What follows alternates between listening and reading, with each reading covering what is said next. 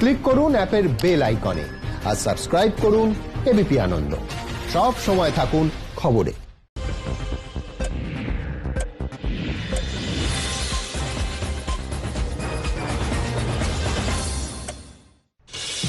নমস্কার, এবিপি আনন্দ আপনাদের স্বাগত। আমি শিলাদিত্য। ভারতে করোনায় মৃত 886, আক্রান্ত 28,380। গত 24 ঘন্টায় দেশে করোনায় রেকর্ড মৃত্যু। একদিনে করোনায় দেশে মৃত 60। 24 ঘন্টায় নতুন করে 1463 জনের সংক্রমণ, এখনো 6362 জন। সুস্থতার হার এই মুহূর্তে 22.17%। গত 14 দিনে 85টি জেলায় নতুন করে সংক্রমণ হয়নি।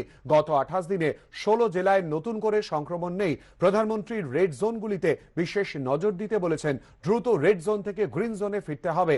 করোনা নিয়ে ভুল তথ্য গুজব ছড়ানো যাবে না। যারা সেরে উঠেছেন তাদের দ্বারা সংক্রমিত হওয়ার ভয় নেই, বরং তাদের প্লাজমা দিয়ে করোনা চিকিৎসা সম্ভব।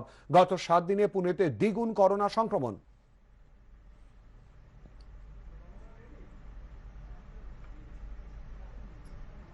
भारत में 1396 नए पॉजिटिव केस आए हैं, which takes our total confirm cases to 27,892। 20,835 people जो हैं वो एक्टिव मेडिकल सुपरविजन में हैं। पिछले एक दिन में 381 पेशेंट्स आर फाउंड क्योर्ड, जिससे कि हमारा total persons who have been cured the number become 6,184। इसको अगर हम देखें तो हम पाते हैं कि हमारा रिकवरी रेट 22.17% हो चुका है। And the positive news is कि हम देख रहे हैं कि प्रोग्रेसिवली हमारे रिकवरी रेट में इजाफा हो रहा है, हमारा रिकवरी रेट बढ़ रहा है। 16 डिस्ट्रिक्ट हैं देश के जहां पर कि पिछले 28 दिनों से कोई केस रिपोर्ट नहीं हुआ है। टोटल ऐसे 85 डिस्ट्रिक्ट हैं 25 स्टेट्स और यूनियन टेरिटरीज में जहां पर कि पिछले 14 दिनों से कोई केस रिपोर्ट नहीं हुआ है।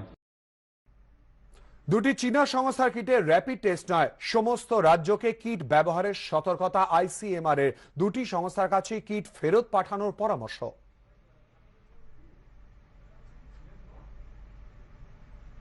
হ্যাঁ, সেটা ঠিকই। যদি উল্টোপাল্টা রেজাল্ট দেয়, ভুলভাল রিপোর্ট হয়, তাহলে তো বারণ করতেই হবে। কিন্তু সমস্যা এখানে আমাদের থেকেই যাচ্ছে যে পিসিআর দিয়ে যে টেস্ট করা, সেটা তো লার্জ স্কেলে সারা সমাজে পাড়ায় পাড়ায় তো করা যাবে না। সেই জন্য হটস্পট গুলোর যে আমরা জানার একটা চেষ্টা করছিলাম, ইনফেকশন রেট বা কতটা সংক্রমিত হয়েছে, সাবক্লিনিক্যাল ইন্ডিভিজুয়াল কতগুলো আছে, কত মানুষ সংক্রমিত হয়েছে, এই যে কতগুলো জিনিস আমাদের জানা খুব দরকার একটা জায়গা কন্ট্রোল করতে গেলে, সেখান থেকে কিন্তু আমরা পিছিয়ে পড়লাম। দেশের লক্ষ লক্ষ ভাই বোন অমানসিক যন্ত্রণা ভোগ করছেন। এই পরিস্থিতিতে যে কেউ মুনাফা লোটার কথা ভাবতে পারে তা অবিশ্বাস্য, অকল্পনীয়। এই দুর্নীতি প্রত্যেক ভারতীয়ের অপমান। প্রধানমন্ত্রীর কাছে অনুরোধ, দুর্নীতি রুখতে দ্রুত ব্যবস্থা নিন। গুজরাতে কিট কেলেঙ্কারির অভিযোগ নিয়ে টুইট রাহুল গান্ধীর।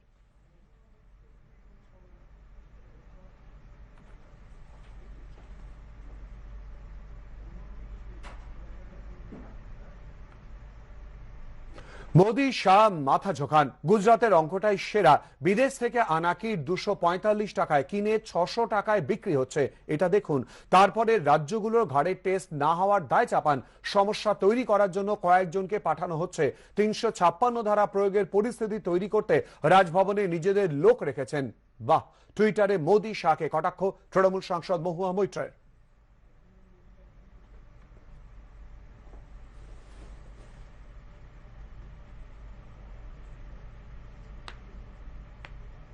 মুখ্যমন্ত্রীদের সঙ্গে ভিডিও কনফারেন্স প্রধানমন্ত্রীর। লকডাউনের মেয়াদ বৃদ্ধি বা শেষ করা নিয়ে আলোচনা হয়নি। বুধবার মন্ত্রিসভার বৈঠকের পরে সিদ্ধান্ত, খবর সূত্রে। লকডাউনের মেয়াদ বৃদ্ধির পক্ষে সওয়াল 3 মুখ্যমন্ত্রীর। মেয়াদ বৃদ্ধির দাবি ওড়িশা, গোয়া, মেঘালয়ের মুখ্যমন্ত্রীদের। হটস্পটগুলিতে রাজ্যগুলিকে কড়া নজরদারির নির্দেশ মোদির।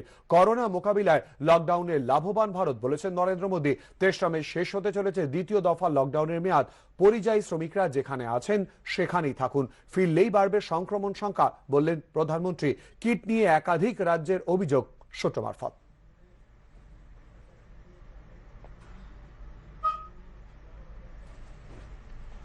সংক্রমণ রুখতে লকডাউন মানতেই হবে। কেন্দ্রের তরফ থেকে বলা হয়েছে সামাজিক দূরত্ব বজায় রেখে কাজ করতে হবে। গ্রামীণ এলাকায় নির্মাণ, ইটভাটায় কাজ শুরু হয়েছে। গ্রামীণ অর্থনীতি ধীরে ধীরে ঘুরে দাঁড়াচ্ছে। স্থানীয় শ্রমিকরা কাজে ফিরতে সক্ষম হয়েছেন। आज माननीय प्रधानमंत्री जी ने सभी राज्यों के मुख्यमंत्रियों के साथ वीडियो कॉन्फ्रेंस के जरिए बातचीत भी की। उन्होंने राज्य के मुख्यमंत्री से कहा कि वह सजग रहें, सचेत रहें। रेड जोन और ऑरेंज जोन में पड़ने वाले सभी जिलों में सख्ती रखते हुए chain of transmission of virus इसको ब्रेक किया जाए। ग्रीन जोन में जिला एडमिनिस्ट्रेशन सर्विलेंस पर फोकस रखते हुए अलर्ट रहे ताकि उस जिले में यह संकट प्रवेश न करे। कोरोना ग्रसित होना कोई स्टिग्मा नहीं है। जितनी जल्दी सच्चाई का सामना होगा उतनी जल्दी ही और उतने ही अप्रोप्रिएट तरीके से उसका समाधान होगा। एक मुख्य अंश के रूप में माननीय प्रधानमंत्री जी ने यह भी कहा कि इस समय में अन्य आरोग्य सुविधाएं जैसे कि डायलिसिस, अन्य बीमारियां, उनके ट्रीटमेंट आदि में भी कोई ढिलाई ना होने दें। परंपरागत मेडिकल व्यवस्था सुचारू रूप से चलती रहे। रेड जोन से ऑरेंज जोन, ऑरेंज जोन से ग्रीन जोन में जिले को ट्रांसफॉर्म करना ही हमारा मंत्र होना चाहिए। कांग्रेस सांसद অধীর চৌধুরী কি বলেছেন শুনে নেব। সবথেকে বড় MSME sector, small scale sector, তাদেরকে সহযোগিতা করার কথা বলেছি। কারণ আজকে ভারতবর্ষে যে বেকারত্ব বাড়ছে, সবথেকে বেশি বেকারত্ব সৃষ্টি হবে এমএসএমই সেক্টরগুলোকে না বাঁচাতে পারলে। তাই এমএসএমই সেক্টরগুলোকে বাঁচানোর জন্য আমরা আর্থিক সহযোগিতার কথা বলেছি। ভারতবর্ষের মানুষের পকেটে পয়সা দেওয়ার ব্যবস্থা করুন। এই অবস্থায় রেশন মানুষকে বাঁচাতে পারে। সেই রেশন ব্যবস্থায় কেন্দ্র বলছে 5 কেজি দিব, রাজ্য বলছে 5 কেজি দিব, লোকে কিন্তু 10 কেজি পাচ্ছে না। তাহলে গোটা রেশন ব্যবস্থায় সমস্যা আছে। লকডাউন করার প্রয়োজন সেখানে লকডাউন করুন, যেখানে প্রয়োজন নেই পারবেন সামলাতে খুলে দিন। কারণ একটা ইকোনমিক অ্যাক্টিভিটি শুরু না হলে কিন্তু আমরা আরো বড় সংকটে পড়ে যাব। এই রকম আমরা প্রধানমন্ত্রীকে অনেক রকমের পরামর্শ দিয়েছি।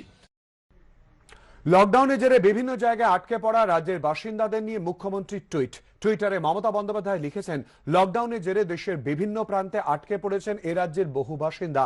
তাঁদের বাড়ি ফেরানোর জন্য সব রকম সহযোগিতা করবে রাজ্য প্রশাসন। প্রয়োজনীয় ব্যবস্থা নিতে প্রশাসনিক আধিকারিকদের নির্দেশ দেওয়া হয়েছে। আমি যখন আছি তখন নিজেদের অসহায় ভাববেন না। এই কঠিন সময় আমরা পাশে আছি। ব্যক্তিগতভাবে পরিস্থিতির উপর নজর রাখছি। ওদের ফিরিয়ে আনতে সব রকম চেষ্টা করা হবে। ইতিমধ্যেই সেই প্রক্রিয়া শুরু হয়েছে।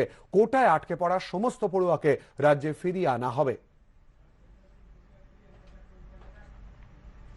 পাশাপাশি এদিন শিলিগুড়ি পুরসভার 41 নম্বর ওয়ার্ডে জলপাইগুড়ি জ্যোতিনগর এলাকায় যান উত্তরবঙ্গ সফররত কেন্দ্রীয় পর্যবেক্ষক দল।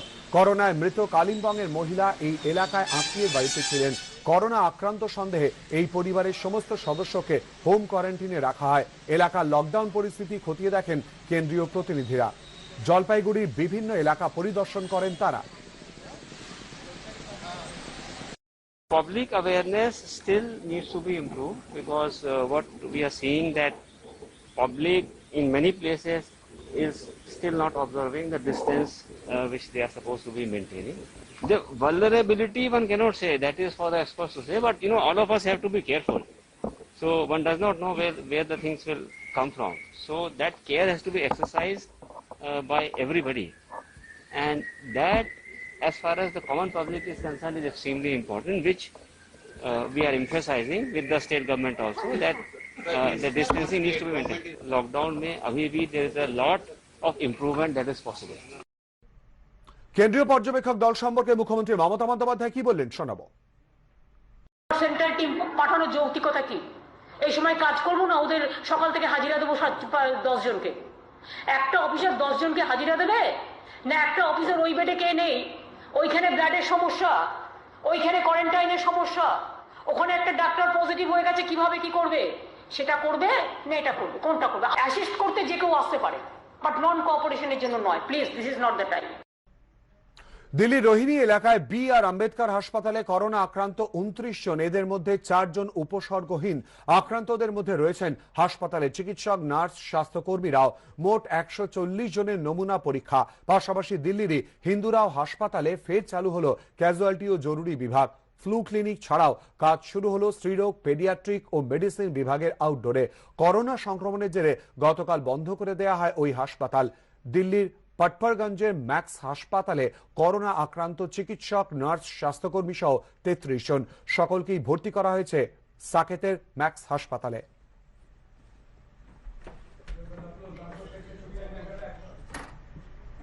দেশজুড়ে করোনা উদ্বেগের মধ্যে আশার আলো। প্লাজমা থেরাপিতে সুস্থ এক করোনা আক্রান্ত দাবি দিল্লির সাকেতের ম্যাক্স হাসপাতাল কর্তৃপক্ষের। হাসপাতালে ভর্তি 49 বছর বয়সী এক করোনা আক্রান্তকে দিন 7 আগে ভেন্টিলেশনে পাঠানো হয়। অবস্থার বিশেষ উন্নতি না হওয়ায় পরিবারের অনুমতি নিয়ে করোনা সংক্রমণ থেকে সুস্থ হয়ে ওঠা এক ব্যক্তির প্লাজমা ওই আক্রান্তের শরীরে পাঠিয়ে চিকিৎসা শুরু হয়।